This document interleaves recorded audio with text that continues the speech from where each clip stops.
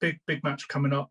You've been involved in some frustrating cup exits during your time at United. How determined are you to kick on and make your mark in this competition?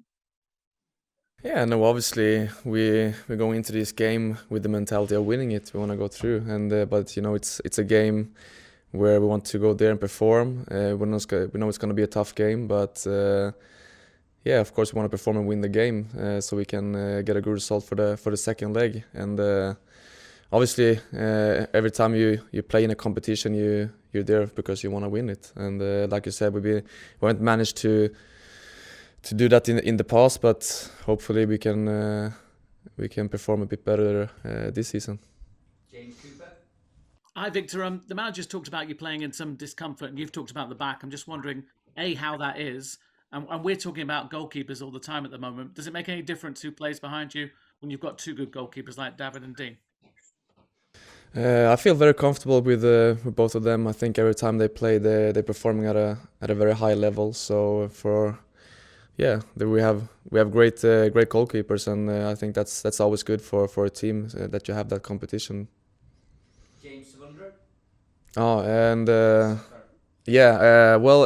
my back. I've been having some problems, but I feel okay. I managed it in a good way, and I feel much better than I did before. James Thusrday.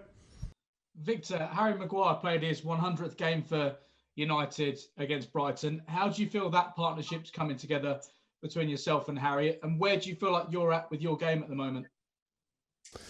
No, I feel fine. We've been playing a lot of games together, and the more you play together, the more you get to know each other as well. And I think we've been performing well, and we've been keeping some good clean sheets as well against some strong teams. And I also feel like I'm performing well at the moment. I feel fine. I feel fresh, and I'm just happy that I'm able to play and help the team. I've got no further hands up for Victor, so we'll move on to the manager. Thank you, Victor. Hej då. So we'll start with Simon Peach for the manager. Hi, Ole. We've seen Marcus train this morning and named in the squad. Is he fit enough to start? I'm not sure what the issue is exactly, and I'm sure this won't be the first question you get on this, but who will be in goal for you tomorrow night?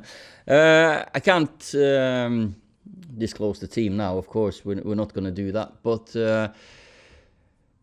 Marcus is traveling, and we've just got to make a decision tomorrow if he starts or if he's on the bench. He's definitely, or I don't think he'll be a 90-minute man. So let's see where he's at tomorrow. And with the keepers, that's the same. I've got two very, very good options, and whoever plays will play well, I'm sure. James Cooper. Hi, Ollie. I'm just wondering how tricky Granada are. I mean, Manchester United go into that game as favourites, but that's not uncommon. And have you spoken to friends at Mulder for a bit of intel about their strengths? I watch the games, of course, and I've spoken to some of them, some good insights and good info. Of course, we've analysed them ourselves and watched the last few games as well. And it's a team full of experience, unbelievable character and spirit, which you expect from teams that come up. They got promoted in summer 2018, did a great season, and or was it 18-19? Great season 19-20, and this is the second season, and even I think they're one of the teams in Europe that have played the most games, and to do that at this level so early has been impressive, and we know it's going to be a battle. Samuel Luckhurst. Hi, Ole. Ahmad scored an excellent goal in the last round against AC Milan. There's a lot of excitement about him. Is he any closer to a first start for the club? Yeah, of course he is. He's getting more and more used to our expectations and standards and the training, the level of the intensity in the games over here. So he did well when he played 45 minutes against Milan, definitely bright start, and we're gradually gonna see him play more and more and a start might come now, it might come in a little while. Frederick Philbitz. Ola, Hey. when it comes to resting players, will this game be a chance for you to rest certain players, and how do you decide when a player needs a rest? You know, we always pick a team, no matter who we play against, we pick a team to win that one, that we feel is good enough to win this game. Of course, this game is just the first half of the leg, so there's 2 games. We've got league games coming up, big games as well. So that's always a conundrum and always a thought process on who's fit enough, who can last 90 times 2, 3, 4, 5 on the bounce, and who needs to have a rest in between to perform at the highest level. Everyone can do it, but in what way does it affect your performance for the next one? And we always have a check in the morning of the game, how everyone's feeling. Laurie Whitwell. Hi, Ole. Mason scoring with his head against Brighton was a nice development. I know you mentioned Cavani might have helped him on that, but he said he'd been working on it quite a lot in training. I just wondered, could you give us any insight into how you go about, aiding someone's heading and sort of why that was important for him? Well, I think if you look at players and you look at the news now and the issue with dementia and too much heading, I think kids nowadays train less heading than what we used to do. Also with the AstroTurf, the coaching is very, very on the ground dominated. Norway here, academies, and you don't see many Ronaldo-like headers, from against Roma. 1, 2, 3, hang up their head. That's the rare player now who's got that skill. Mason's goal was more of a poacher's instinct, that he made a sharp movement, and it's not like he hung in air like a salmon. And but I was very pleased that he did hit it and he scored. So, and he's practicing from crosses. But we've got to be. We've got loads of things to think about when you practice finishing. It's not just heading, it's right foot, left foot movement. It's all sorts. But Mason has improved his awareness, movement in and around the box, and that's also due to Edinson being at the club, because he is one of the better ones to make those centre forward movements. Angel Mengibar. Angel, would you like a question?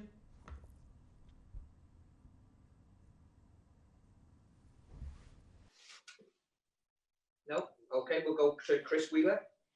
Hola, buenas tardes, ¿qué tal? Yo quería preguntarle al míster si le ha sorprendido quizá que un equipo como el Granada, debutante en la Europa League, consiga derrotar a equipos a priori superiores o con más experiencia en Europa como el Molde y el Nápoles, y si también conocía al Granada Club de Fútbol antes de cruzarse en esta Europa League. Gracias.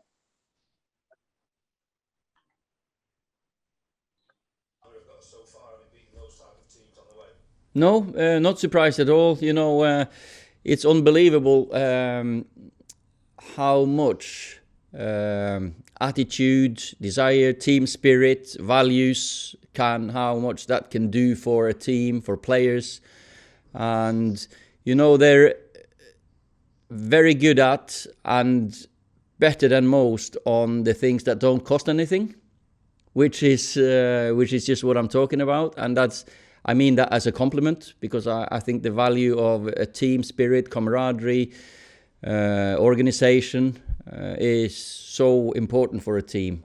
But then also they have the individual quality in a few players and experience in a few players that will have been very important for them. But in football, you're never surprised when teams that get promoted do well, because they get promoted for a reason. It's quality and the team spirit and morale in the squad and the manager's values. Chris Wheeler. Yes, hi Ollie. Have you got an update on Anthony Martial and Eric Bailly? And also, can I ask you, you've beaten 2 quite big clubs to get to this point. Is complacency a concern going into the game tomorrow? Eric is still in Ivory Coast. He needs a negative test before he can come back. So he's still, we're waiting for that one. Anthony has started his recovery, and if we see him before the end of the season, I'll be very surprised. But of course, he's determined to come back as quick as he can. And because there's important games for us towards the end of the season, and there's the Euros. So he's already come in. He's bright around the place. Disappointed he can't help us now, but of course he wants to work to get back as quickly as possible. And complacency, no. When you beat Real Sociedad and you beat AC Milan, you just get more the taste for it. And you know that you've beaten and you've jumped a couple of very high hurdles and difficult opposition.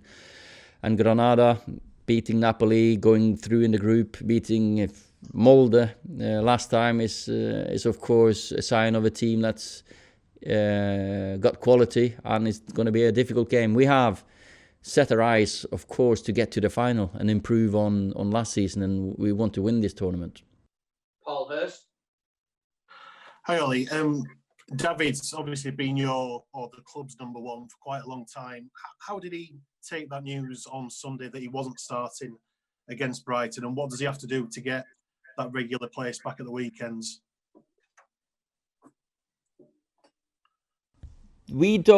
I cannot prioritize league, Europa League. Every game here is the most important one. The next one is the most important one. And every time I try to explain to players why they don't play in this particular game and what they need to do and what my plans are with them. So all those discussions remain private, of course. And David's been a top keeper, and he's still a top keeper, and he's working to be ready when he plays. And if it's Dean, David, I'm very comfortable with both of them to play, and I'm very happy that none of them are happy to not play. Ivan Holt.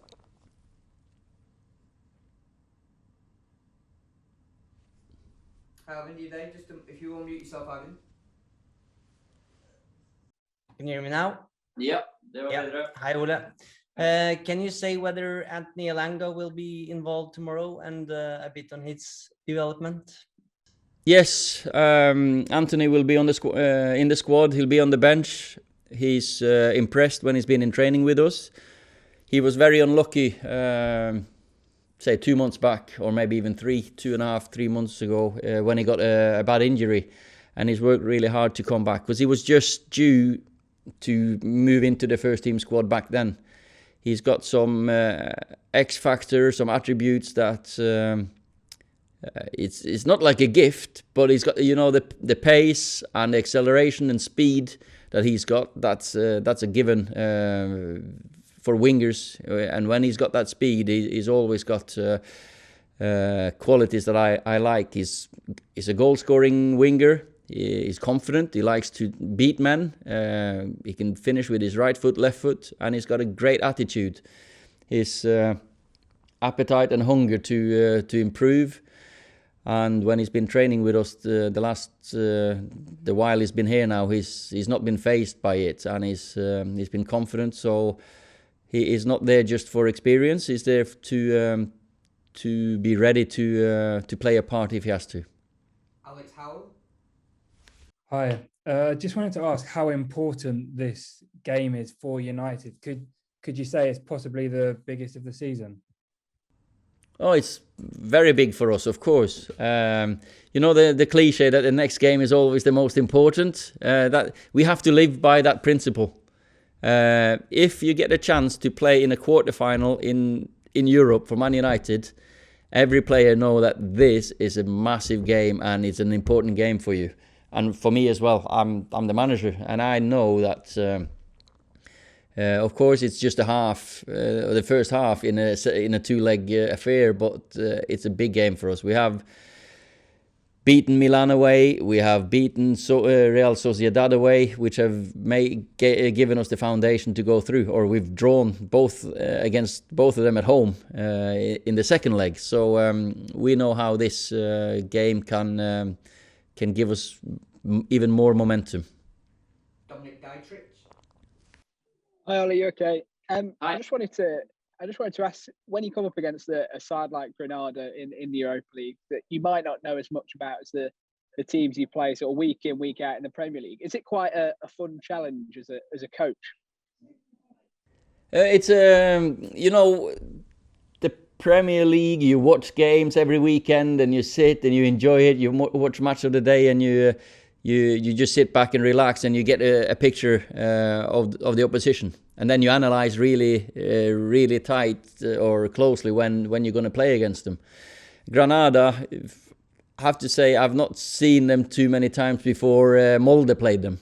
But when Molde played them, of course, I got interested because we might meet them and watched them against Real Madrid and Barcelona, the big games, and I've been impressed by everything about them. You know, they got promoted, then had a fantastic season last season.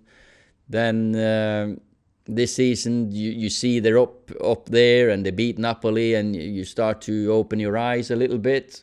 You think you have an idea of what you meet, but then you analyze them, and it might be a little bit different. And they've got some strengths that other teams don't have. They've got an X factor in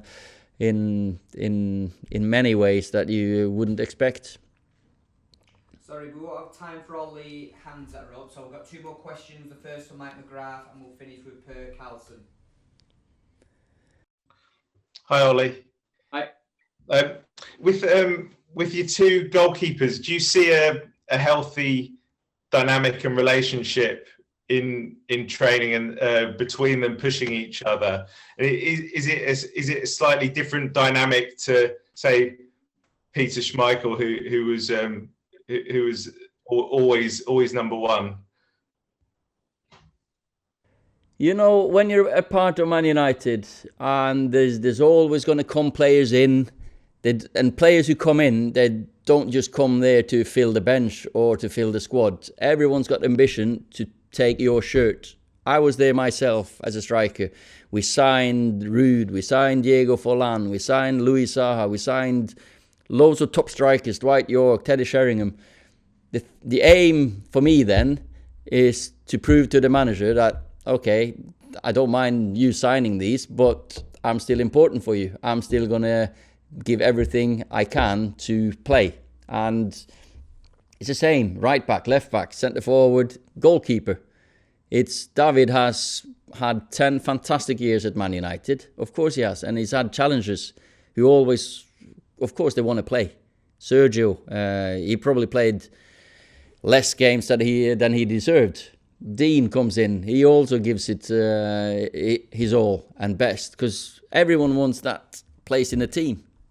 David does as well, and it's a healthy competition. Of course it is. The nature of football as well, and the small call it the goalkeeper departments, they get they're a very tight-knit group, and they work together in prep. They have different gym sessions, they have individual sessions, they stay together more. So naturally they create a bond, and the spirit in the goalkeeper department has been top. But as you say, it's a healthy competition, and both of them, or all of them, want to play. That means that's the same for Lee Grant, and it's for Nathan Bishop, Sergio Romero. They want to play. So, and that's a competition I like. So last one for Per Carlson. Hello, Ola. Hi. One on Marcus Rashford. He has been really important for you this season and playing in almost every game. But in some games, it has looked like he has played through pain, and you can see him struggling after going off against Brighton. So I just wonder, with his injury record and the back problem he had last season, are you worried overplaying him can cause another serious setback, or is the risk worth more than a potential prize? I don't pick players when we know there's a risk. Of course, there's always a risk when you step onto the pitch and when you play football. But if the physios and the medical advice is that this is too much of a risk to play him, I'll never ever play a player that we in advance know about. And if it's gonna make it worse, or if it's a serious one. Now, Marcus joined in training this morning. Let's see how he reacts. If there's any risk of making this worse, I'm not gonna overplay him. And his back has recovered, but he's a tough one, and he wants to play. He wants to give his all for Man United, and it's also a responsibility for the player and tell us so, as he did on Sunday. Said no, it's too sore. I've got to come off.